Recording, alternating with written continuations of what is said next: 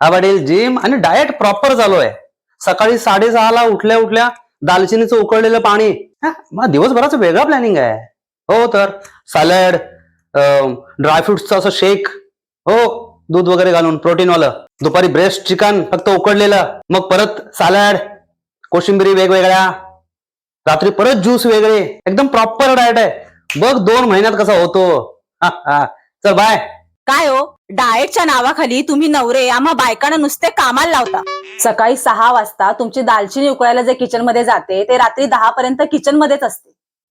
तुमचं डाएट बनवून बनवून माझं अर्धा किलो वजन कमी झालं. तुम्ही मात्र 1 ग्रॅमही कुठून कमी झालेलं नाही आहात. मी काय म्हणते, तुम्ही जिमला जाण्यापेक्षा स्वतःचं डाएट स्वतःच बनवा. म्हणजे किचन मधल्या धावपळीनं तुमची सगळीच चरबी उतरेल. उतरली, फार सगळी चरबी उतरली. काय शेक शेक